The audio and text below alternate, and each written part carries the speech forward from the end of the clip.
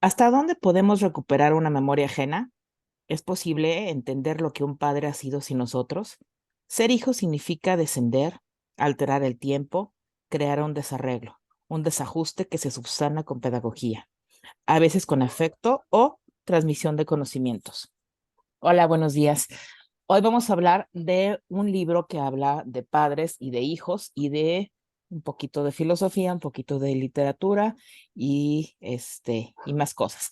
Para ello, hoy me acompaña un querido amigo, Sergio Sánchez, a quien tengo el gusto de conocer hace algunos años y lo conozco como un gran lector. Él no lo sabe, pero Em, para mí, una recomendación literaria de él es, bueno, ley. Entonces, eh, cuando veo que él comenta algo, que él hace referencia a algún libro, yo luego lo compro. Este fue el caso. O sea, indirectamente, quien me recomendó este libro del que vamos a platicar hoy es Sergio. Sergio, entonces, politólogo, lector y amigo. Muchas gracias. Buenos días. Hola, Pilar. Gracias por este espacio compartido contigo, con tu auditorio. Y aprovecho para felicitarlos y felicitarlas a ustedes por este espacio que crea comunidad entre los lectores de la Subsecretaría de Educación Básica. Te Así es. felicito a Beto, a Ismael, que es a los que he visto que Así participan en el es. programa, ¿eh? Así es, sí, ellos son el, ¿cómo sería? El cast de base en el librero de la tribu, a quienes tú conoces bien, porque tú también formas parte de este equipo y tú eres de los iniciadores del librero también, ¿no? No sé si si tú eres consciente de eso, pero tú eres uno de los iniciadores de este proyecto, porque los compañeros se dedicaban a leer libros, a comentarlos, a compartirlos, y entonces de ahí surgió la idea y bueno, aquí estamos. Sí, pues hay que, bueno, y mira, da la ocasión para hablar del subsecretario Tinoco, ¿no? Que es el impulsor, principal difusor del Así es. librero de la tribu y por quien empezamos con estas tareas. A él es Exactamente, el lector, ¿no? exactamente. Luego él nos decía, encontré este libro y nos lo pasaba, ¿no? Y ya entonces nos poníamos a leerlo y lo comentábamos entre nosotros y así fue surgiendo la idea. Este también es un caso similar, ¿verdad, Sergio? Cuéntanos qué vamos a añadir hoy al librero. Bueno, pues este texto de Juan Villoro se ubica en un conjunto en un género, ¿no? Le pueden llamar, y yo coincido en la denominación de intimista, ¿no? Ujú. No, no denuncia, no critica, no recuerda alguna historia, ¿no? Más bien habla de su familia y específicamente de su padre. Y fíjate que yo este género más o menos lo tengo frecuentado. Yo recuerdo pues, el clásico de Franz Kafka, ¿no? Que Claro. la carta a su padre pues, está muy dura, pero tenemos textos más recientes como el de Federico Reyes Heroles, que habla de su padre, de Don Jesús, el hijo de Gabriel García Márquez, ¿no? Uno de Sí, de Mercedes y Gabo.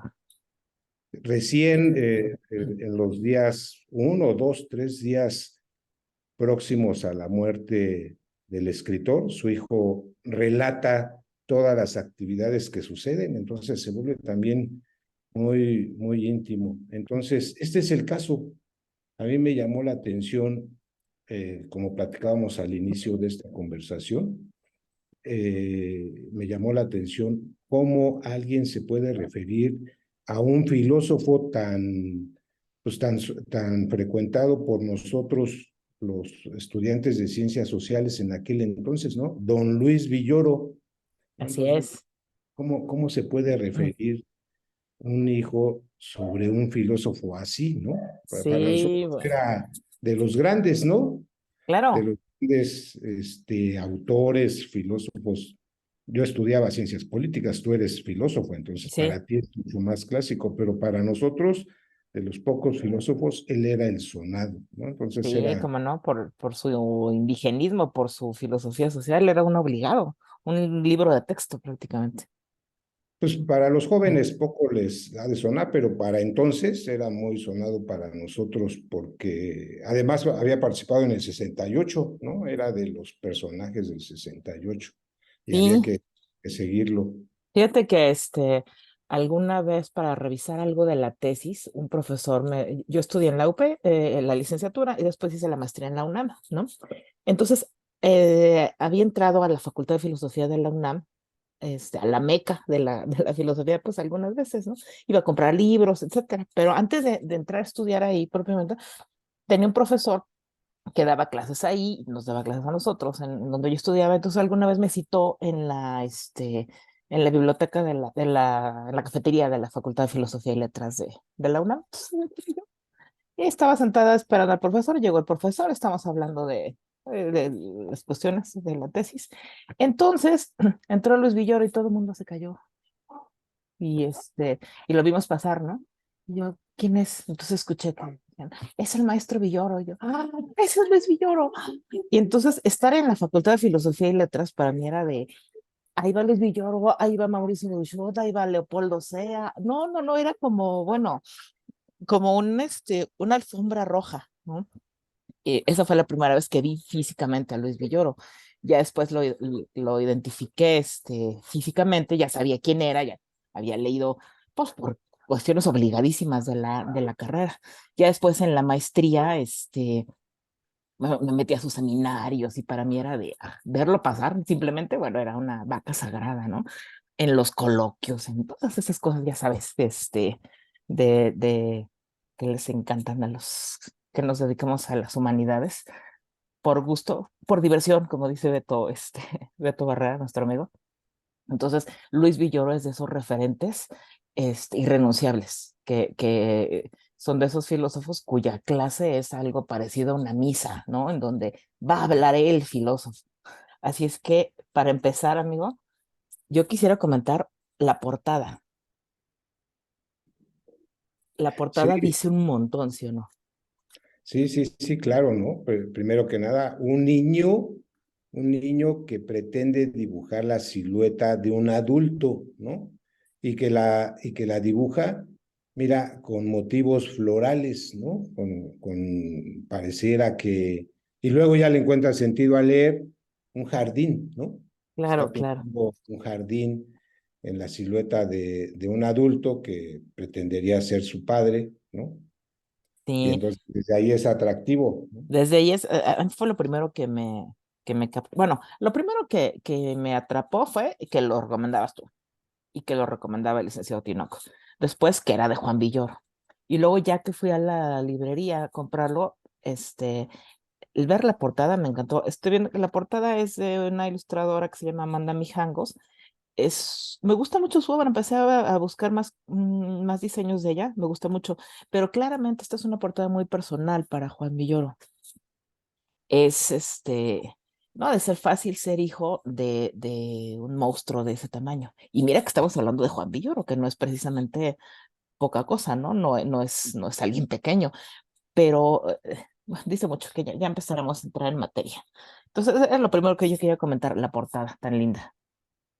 Sí, y además, bueno, ya hablamos Mm. de don Luis y ahora de Juan, ¿no? Juan pues es un mexicano de entrada, un chilango, ¿no? Nació en la Ciudad de México. Es del 56, es decir, pertenece a un grupo de escritores que han destacado, que han venido destacando, y él particularmente ha sido muy prolífico, ¿no? Como Muy ensayista, como cuentista, como novelista. Es un gran conferencista, ¿no? extraordinario. Es muy generoso en su tiempo Articulista, para fomentar la lectura, ¿no? sí, sí, Lo ves en todos los eventos que tienen que ver con libros, es invitado y él generosamente asiste a muchísimo. Entonces es muy frecuente que encuentres conferencias de él.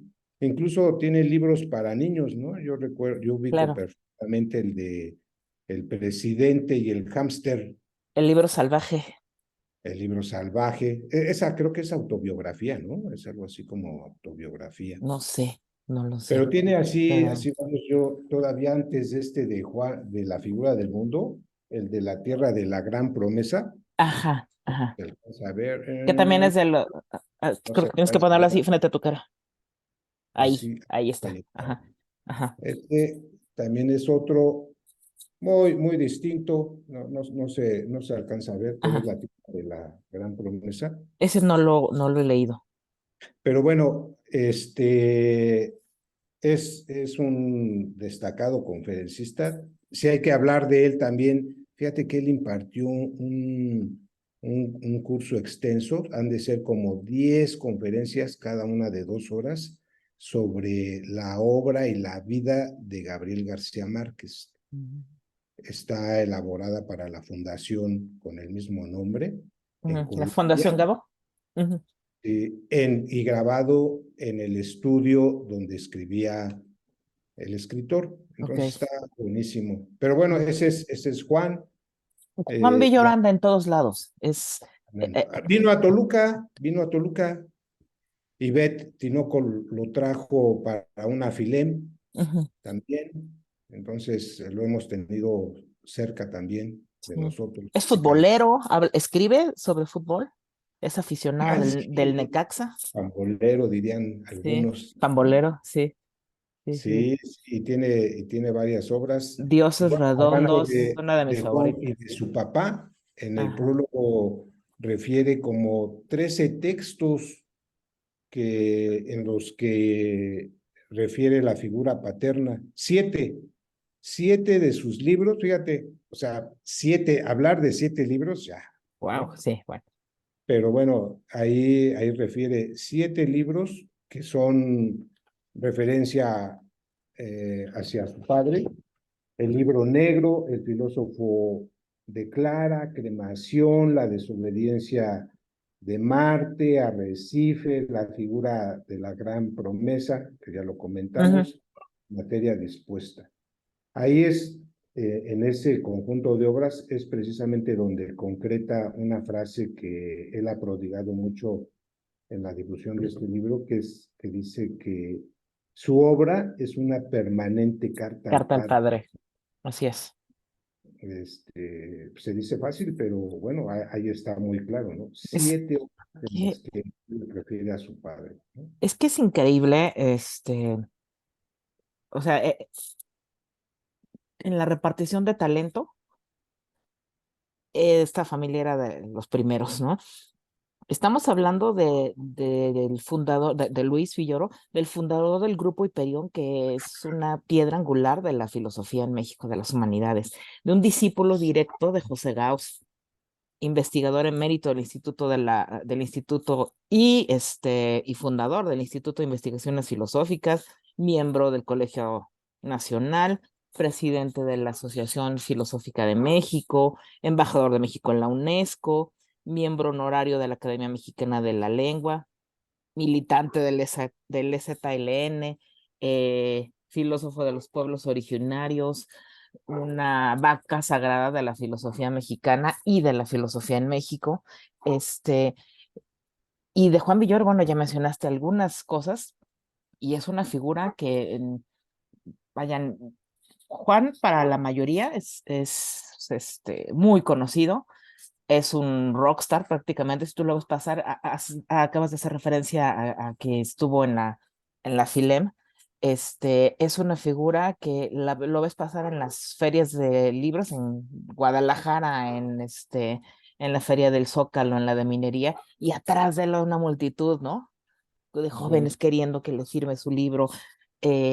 Logra esas cosas que se ven poco en México, de filas y filas de gente esperando, platicar con él, tomarse una foto, que le firme su libro, etcétera. Entonces, son dos figuras increíbles, padre e hijo, y sin embargo, la ternura con la cual se refiere a su padre y híjole, no sé, no me quiero meter en cuestiones psicológicas, pero la clara, admiración y esa idea de que a veces tenemos los hijos de que nunca vamos a ser lo suficientemente buenos como para llegarle al padre, se ve tanto en sus letras que, a mí me gusta muchísimo.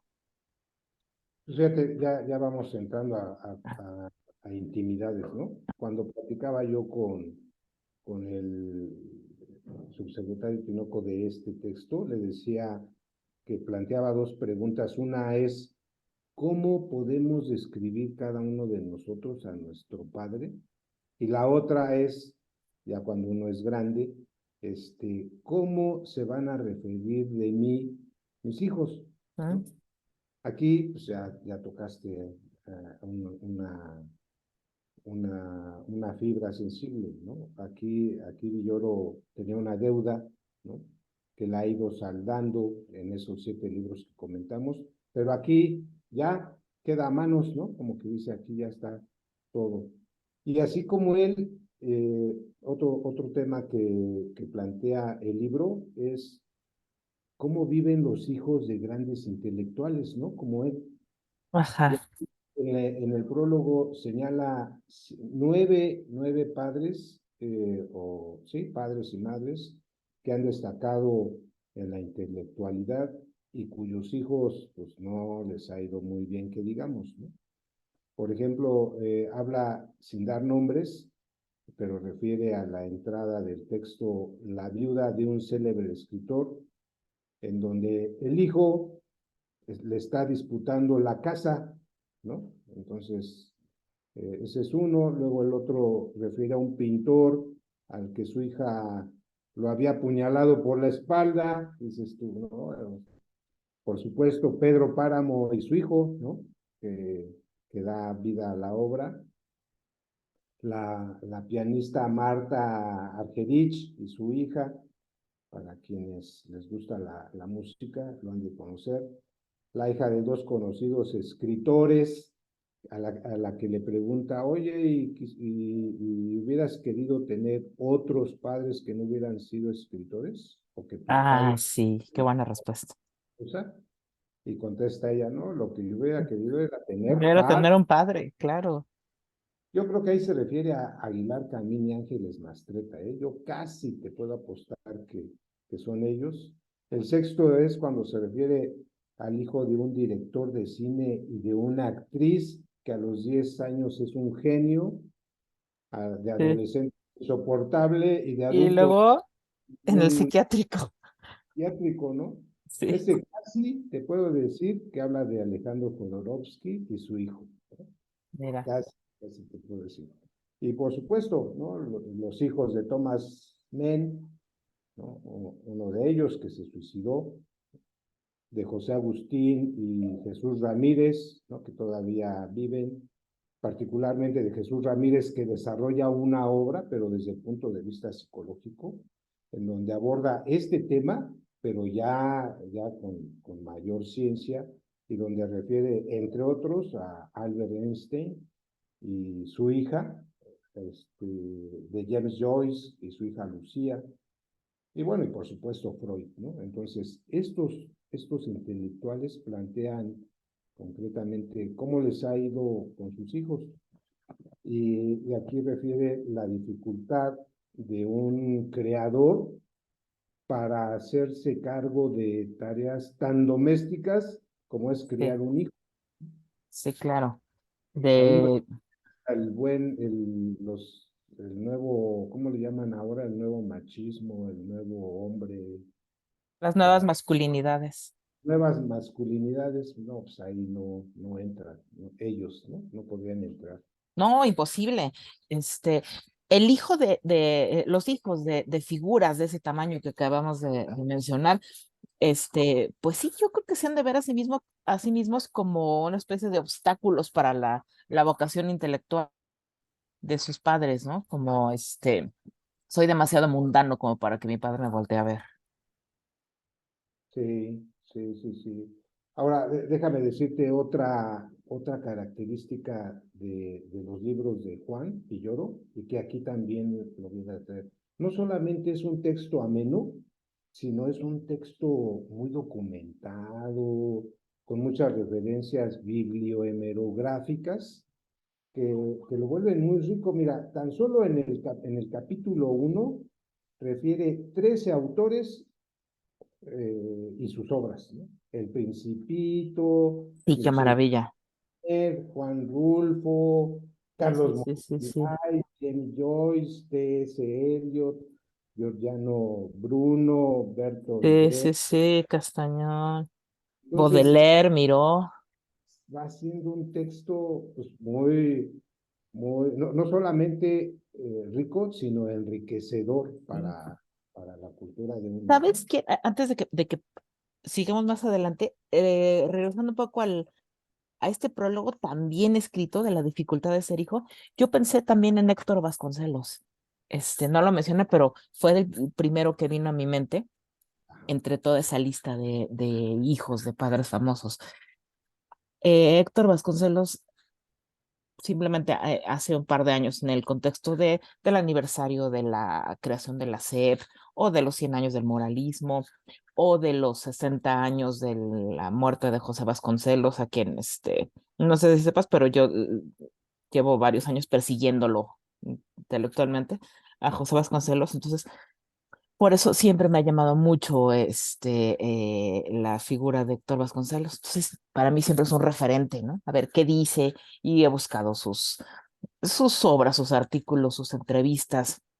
Él es un diplomático, bueno, ahora senador, y lo invitaron hace un par de años a uno de estos eventos sobre el centenario de la SEP en la CENTE, ¿no?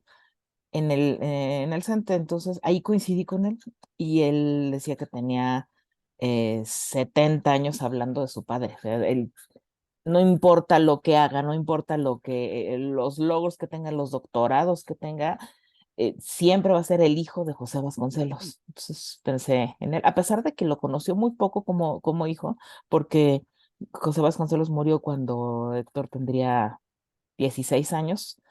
Él es hijo de una pianista, la última esposa de José Vasconcelos, que era 30 años más o menos menor que él.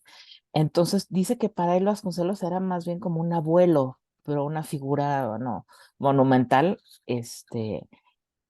a cuya sombra ha vivido siempre, ¿no? Con el cariño, con los recuerdos, con todo lo que implica ser hijo, pero también con esta carga, tan fuerte de ser hijo de un monstruo como Vasconcelos o como Luis Miguel. Entonces, quería mencionar también a Héctor Vasconcelos. Yo creo que este libro, si lo ha leído, también, o sea, me imagino que Vasconcelos podría escribir una cosa parecida o un discurso parecido. Pues sí, sí, sí, sí. Y aquí déjame hacerte dos comentarios. Uno, alguna vez creo que lo comenté contigo o lo mensajeamos, Sí. pero platicaba Juan Villoro que de niño en su grupo preguntaban la maestra, oye, ¿y tú qué quieres ser de grande? No, pues yo arquitecto. ¿Y tú qué quieres ser? No, pues yo bombero. Y así preguntándole, llegó a un niño que le dijo, ¿y tú qué quieres ser? Pues yo quiero ser como el papá de Juan, andar en la calle, nada más. Y ella dijo, no, no, no, en la calle. A ver, Juan, ¿tu papá qué hace? Dice, pues mi papá es filósofo. "Ay, ¿y qué hacen los filósofos? Pues dice mi papá que se la pasa pensando en el sentido de la vida. Imagínate, sí, Ese es un comentario que ilustra o sea, qué hacía su papá en su casa, ¿no? Pues pensar. siempre en otras cosas, ¿no? Pero Sí, sí, sí. en cosas domésticas. Y la otra, para que también nuestros dos o tres escuchas no se queden con una idea parcial, Ismael y Beto. también le da palabra a la mamá acerca, Claro, sí, claro. y eso también en el epílogo. Bueno, fíjate, esa es otra cuestión de Juan, cómo es estructurado, ¿no? Hace un prólogo, el texto y luego un epílogo, ¿no? Sí, sí, sí, sí. En el epílogo lo cierra muy bien, dándole la palabra a su mamá respecto de cómo vivió con su papá. Qué Es, bonito epílogo, es un relato qué maravilla. porque muestra dos figuras, ¿no? Una, de mucho respeto de la señora, ¿no? Cómo ese respeto lo inculca en los hijos y ellos crecen pues, con la figura respetable del padre que le imbuye la mamá, pero es particularmente, digamos, sentida la expresión de la mamá cuando dice, bueno, pero no vivía yo muy feliz con Luis, ¿no?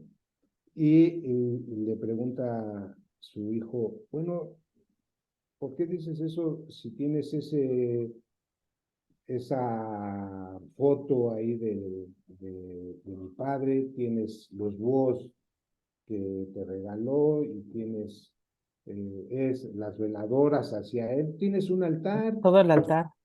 tienes un altar Vaya para... respuesta. Le dice, Sí, decidí quererlo por mi cuenta. sí, y además dice, bueno, es que yo quiero al viejo Luis, ¿no? Dame. Me quedé con el viejito Luis, que me recuerda al joven con el que me casé, ¿no? O Sí. sea, vivió con dos personas Mm. distintas, ¿no? Oye, ahorita que estabas diciendo lo del sentido de la vida, salvando las debidas proporciones. Yo me acuerdo que alguna vez estaba, según yo, estaba, pensando, ¿no? Entonces esa anécdota es muy conocida, es un lugar común entre los filósofos, ¿no? Eso de estar pensando. Así trabajas, según, ¿no? Entonces yo me sentía que estaba haciendo la tarea, lo estaba pensando. Y se acerca mi mamá y me dice, ¿tú que no estás haciendo nada? Estoy pensando. Y me dice, pues piénsale mientras barres tu recámara y me pasa la escoba. Sí, sí, sí, eso es muy clásico Es un entre, clásico, sí. ¿no? En nuestra infancia, eso de que era muy frecuente esa expresión de, a ver, niño, deja de estar leyendo y ponte a hacer algo, ¿no? Sí. Leer no era actividad productiva, ¿no? No, no, no. Oye, pero déjame hablarte de otro gran momento Ujú. que disfruta en el libro, que es cuando habla del amor, de un amor que tuvo su padre de joven, ¿no? De esta dama de apellido raro, Miaja, Ujú. que se enamora de ella, sostienen una relación, pero las familias de ellos eran políticamente contrarias. Ella era hija de un militar español y él era pues, hijo de una familia acomodada. Y entonces ambas familias se oponían a la relación de tal manera en que él le plantea fugarse, quedan de acuerdo en una fecha, en una hora, y finalmente llega él, consigue un vehículo, pero ella no llega a las afueras de la iglesia de Santo Domingo y nunca la vuelve a ver. Entonces, Juan se da la tarea de buscarla y aquí suceden dos momentos. Qué Uno, maravilla. una es cuando antes de conocer a la mamá, conoce a la hija. Va a la presentación de un libro a Puebla y al final de la presentación se acerca dice él, una hermosa mujer, lo saluda y le dice, soy, creo que se llama Guadalupe, ¿no? Guadalupe o Margarita Que sí. Andrade. ¿Conoces la historia de nuestros padres? Y él dice, sí, sí, por supuesto. Y entonces se aleja y ya se va sin más la hermosa mujer, seguida de un séquito de guardaespaldas y cuidadores, que más tarde se entera que fue la esposa de de Manuel Barlet, ¿no? Entonces, ese es Órale. un momento. Y la otra, que sí llega a encontrar a la famosa exnovia de su padre, y platica con ella, se toman un café y como ella se refiere de manera muy lejana o tal vez muy seria o simplemente no quiso ser muy expresiva, pero se refiere a un personaje que manejaba muy bien el latín, ¿no?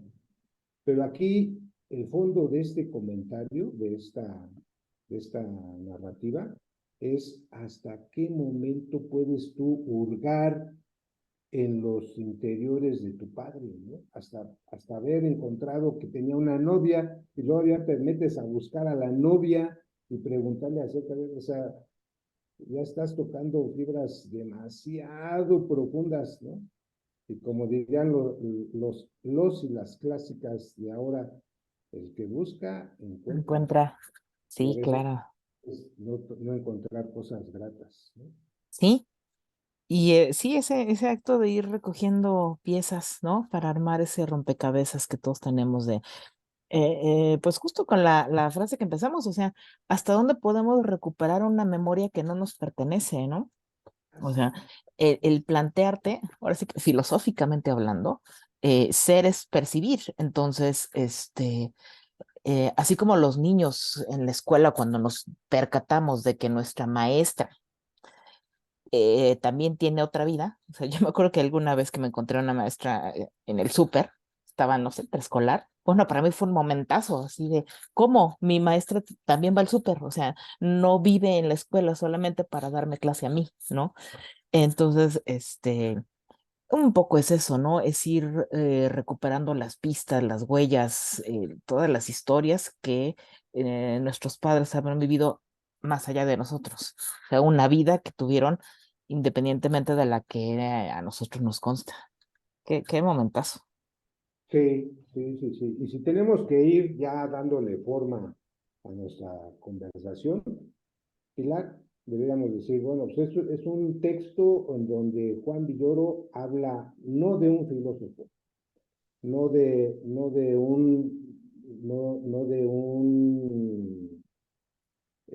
Luis Villoro, ¿no? Sino de cómo un hijo describe a un padre, ¿no? Cómo hurga en su historia, en sus antecedentes, cómo lo describe, cómo lo ve de pequeño, ¿no? Y va encontrándose pues, cosas gratas y cosas no tan, no Entonces no tan, tan grande. y al mismo tiempo cosas chuscas e interesantes y que incluso le da voz a su madre para perfeccionar la imagen que tiene de su padre, ¿no? Sí, sí, así es. En cada momento, uno se percata de la admiración, de ese sentimiento tan humano que es sentir que el padre siempre será el padre y yo no importa lo que haga, siempre estaré unos pasos atrás. Eso a mí me conmueve mucho, ¿no? Esa parte cuando relata su discurso de ingreso al Colegio de México, cómo estuvo trabajando en su discurso, cómo ya estaba todo preparado. Y el último en entrar es su padre, Luis Villoro, que también, obviamente, formaba parte del Colegio de México. Entonces se empieza a caminar tan lento. Todo el mundo voltea a verlo, obviamente, porque pues esperaban que él llegara y dice, y aquella vez la entrada al Colegio de México fue la de mi padre, no la mía. Para mí esa frase es muy significativa. Sí, sí, sí, sí, sí. Y así como ese, bueno, también hay otras anécdotas más ligeras, más disfrutables, como es, por supuesto, no deja de tocar la parte futbolística, ¿no? Ah, claro, sí. Hace una narración ahí en alguna página, hasta la marqué, porque en esa narrativa plantea dos situaciones. Una, la importancia del radio en una época determinada de nuestra historia, o sea, cómo era de impresionante escuchar una narración a través de la radio. Y la otra, esa riqueza literaria que tiene Juan para describir el momento en que describe un partido de fútbol, ¿no? Sí. Ay, es, es sensacional, ¿no? Está en la página, creo que la 89, ¿no? Pero déjame decirte, Oye, ¿tú una, marcas tus libros, tú los subrayas? Hay quienes no los tocan ni con el pétalo de una rosa. super rayo, Yo pero también, yo no puedo dejar de hacerlo. está muy buena, mira, A ver, nos refleja lo que era escuchar la radio en los 60s. Tú todavía no nacías, ¿eh? Pero nada más para que lo registres. Dice, ajá, esta construcción virtual de las escenas hacía que lo escuchado en la radio se recordara con más fuerza que lo visto en la televisión por las imágenes que no provenían de un estímulo externo, sino de una elaboración interna, ¿no? Sí, Bueno, ahí le da una explicación, ¿no? Y entonces describe ahí, habla hasta de la Tota Carvajal, ¿no? Que sí, recientemente fallecido en esta, recientemente. pero sí es un muy, muy amena su lectura, ¿eh? Muy amena y cómo el fútbol se convirtió en algo más, ajá, porque era su medio de comunicación con el papá. Dice que era el escenario natural en donde convivía con su papá, donde su papá era solamente para él, no era el maestro, no era el filósofo, sino su papá. Sí, y un rasgo, bueno, aquí ya entramos a la parte emotiva, ¿no? Ah, Un ajá, rasgo que existe entre los padres, ¿no? Él no le gustaba el fútbol, más bien sabía que le gustaba a Juan y por eso compartía esos momentos de fútbol, ¿no? Pero también da la ocasión para hablar del grupo de filósofos que asistían a los partidos en CU, ¿no? A ver a los Pumas, ¿no?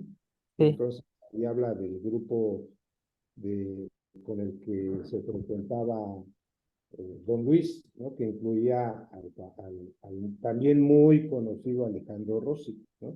claro, sí. Su mejor Que amigo, ¿no? su mejor amigo. Pero bueno, dentro de este conjunto de temas, otro que aborda, aunque tangencialmente, pero de manera muy sustanciosa, Juan, es sobre el exilio español, ¿no? Sí, Algunos exiliados.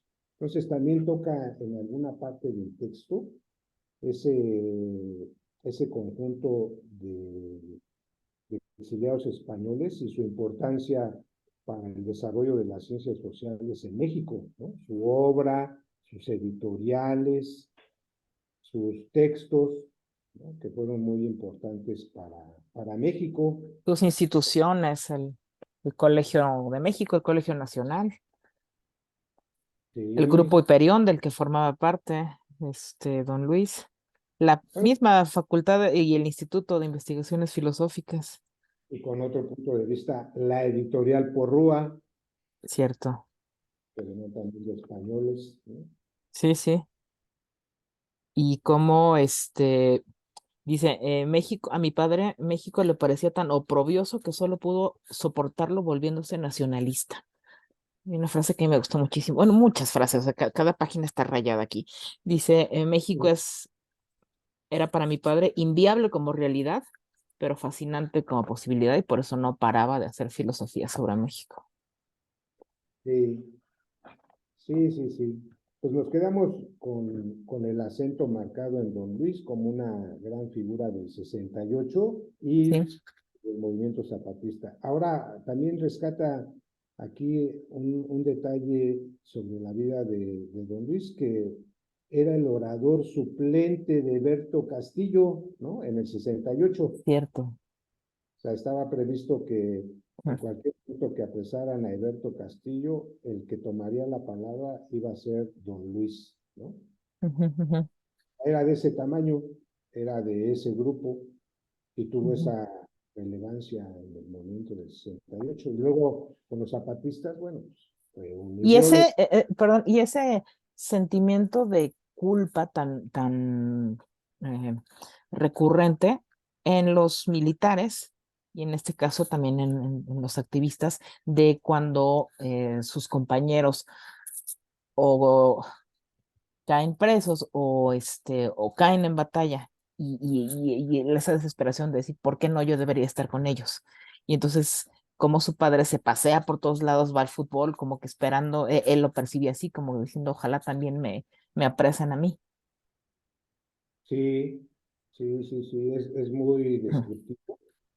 Ahí Juan Villoro cuando describe que van a ver la competencia de clavados, ¿no? La Ah, final de sí. clavados, en donde están Ay, viendo claro, en los Juegos Olímpicos. Sí. Texas la final y se acerca un amigo de Don Luis y le dice, oye, pero ¿qué haces aquí? Si estás en la lista negra, en cualquier momento te van a apresar, ¿no? Y bueno, cierto. pues, él lo sabía, y como bien dices tú, lo hacía con dos intenciones. Una era pues de acompañar a su hijo en esos espectáculos que para aquel entonces era lo máximo en México, asistir a las Olimpiadas, pero también era entrar, enfrentar el riesgo, el peligro, y a lo mejor ese era su deseo, que fuera apresado, A lo mejor. acompañante de sus Mm, compañeros, ¿no? En la cárcel. así es. Sí, es Sí, muy descriptivo también sí, sí, ahí. sí. Y luego el zapatismo, decías. Y luego la parte que vivió don Luis ahí con los zapatistas, ¿no? Esa es otra parte. Cómo era muy solidario con las causas partidistas, ¿no? Incluso hasta llegar a financiar el PMT y otros partidos nacientes, ¿no? A financiar de su bolsa, ¿no? Sí, O sea, que es algo también eh, pues, que tiene que ver con la intelectualidad, ¿no? No solamente aportaba ideas, sino también aportaba dinero a la causa partidista. Entonces, sí. ese conjunto de temas, de asuntos, Oye, la taquería, ¿no? Eso era una de esas formas de financiamiento. Qué maravilla, yo no tenía idea. Y yo sí conocí estoy casi segura de que ubico esos tacos en Pilares y Avenida Coyoacán. No sé si serán los mismos, pero yo sí me parece ubicar los tacos de guisado. Imagínate, cómo uno no se iba a imaginar que, que Luis Villoro tuviera un changarro de tacos. pero sobre todo la discusión que plantea ahí Juan Villoro, ¿no? Y cuando están platicando de que hay que echar a andar una taquería para que los recursos de la misma pudieran fortalecer la creación del PMT. Y con Eberto Castillo Con Alberto Castillo. están discutiendo de qué van a hacer los tacos, ¿no? Sí, que tiene que ser de guisado. Imagínate qué loca era. Con el nuevo hombre, Ajá, ¿no? y que cambiar la hoz y el martillo por el machete y el nopal. Qué cosa más increíble.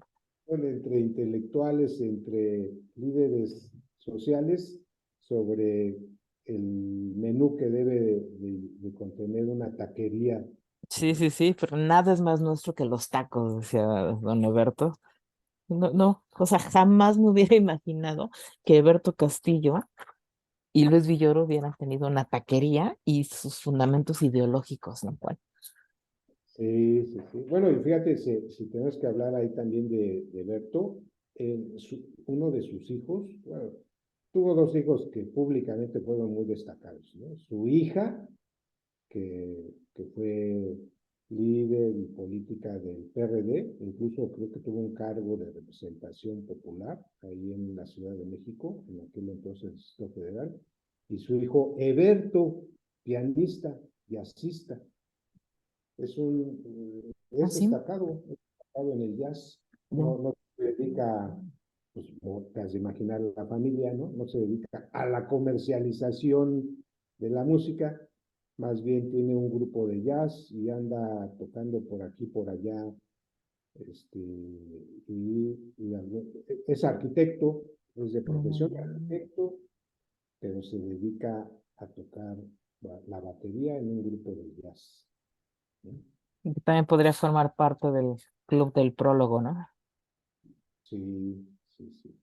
Ya, ese también pudo haber sido otro caso, ¿no? Alberto Castillo como don Luis Villoro, ¿no? Ujú, De ujú. dedicarse más a las causas sociales que al desarrollo de su familia. Los hijos de Cloutier, Ah, bueno, sí, sí, cierto. Sí, sí, ahí, pues más que intelectual, pues un activista social fuerte, ¿no? sí. Y así hay varios. Ya vemos otros que sin ser intelectuales ni ser artistas, a veces descuidamos mucho a la familia en aras decimos nosotros, de que tengo un trabajo muy ocupado, ¿no? Que me ocupa mucho, ¿no? Eso también es otra cosa que hay que mencionar. O sea, sí, entre los godines también hay historias de ese tipo. No digas tan feo, ¿eh? Porque denosta a quienes nos dedicamos a la administración pública. Orgullosamente, sí. Sí, Muy bien. pero bueno, ahí no hace falta ser una vaca sagrada de la filosofía, de la política. Es un texto muy humano, ¿no? Que hace poco el subsecretario tuiteaba una frase que nos hizo pensar mucho de cuánta vida te ha costado las cosas que tienes. Ah, sí, Sí, o sea, seas lo que seas, ese es un punto que todos deberíamos de plantearnos. sí, sí, sí, sí. Pero para ir cerrando, traigo también a la mesa una referencia, que es que no solamente Juan veía a su padre como introvertido, como ensimismado, como siempre pensante, sino fue una característica de don Luis desde pequeño, en donde comenta el libro que su hermana le escribe un poema que lo describe y lo describe como un niño muro, ¿no? En el sentido de que es estático, de que es imperturbable, pero alcanza a percibir en su mirada un jardín interior. Y yo creo que también eso le da sentido a la portada, ¿no? Exacto, exacto. El Entonces, jardín del filósofo. Sí. que a pesar de que es un muro, eh, hay una grieta que permite atisbar en su interior y ver que ahí va creciendo un jardín. Ese es el quid, ese es el punto de la portada. O sea, si nos damos cuenta, es una sombra, ¿no? ¿Sí? Gris, sombrío. Y acá, un jardín que termina configurando este mundo. Sí. Pues qué bien. ¿Cuántas Es, cosas pueden salir, verdad? sí, pues esa es la obra de un hijo que describe a su padre. Sí, qué, qué agradable lectura. Con cuántas cosas se queda, de verdad, recomendabilísimo este texto yo le he leído algunas cosas a Villoro, no muchas, pero creo que esto sí es con lo que me quedo, lo que más me gustaba. Y mira que tiene cosas increíbles, pero me identifico mucho con varias cosas que dice, me gusta muchísimo. Pues muy recomendable para nuestros escuchas. Así es, querido Sergio. Pues, ¿algún comentario antes de despedirnos? Pues que sigan frecuentando el librero de la tribu y que sigamos contribuyendo a esta comunidad de lectores y de libreros, ¿no? Que se va conformando no me dejarás mentir, con los libros que los maestros recomiendan. O sea, y hemos hablado desde el Quijote hasta el monje que vendió su Ferrari. O sea, hace una semana, 2 semanas, me parece, hablamos con Marco Montiel sobre los libros de autoayuda. O sea, aquí no hay, no hay límites. Y hoy, la figura del mundo de Juan Villoro, pues se integra simbólicamente a este librero que crece cada semana con las aportaciones de los amigos como Sergio. Pues muchísimas gracias, Sergio, por la plática. Siempre me quedo con ganas de seguir platicando. Pero bueno, pues el tiempo apremia, hay que acotar. Y bueno, basta esta plática para invitar a que se acerquen a este libro tan independientemente de lo profundo, de lo rápido que se lee, de la experiencia tan existencial, tan humana que implica. Pues un abrazo para ti y para las maestras y los maestros en este día que ya está muy cerquita, ¿no? Exactamente. Un abrazo a todos. Muchísimas gracias. Un abrazo, Sergio. Nos vemos la próxima semana. Gracias. Hasta luego.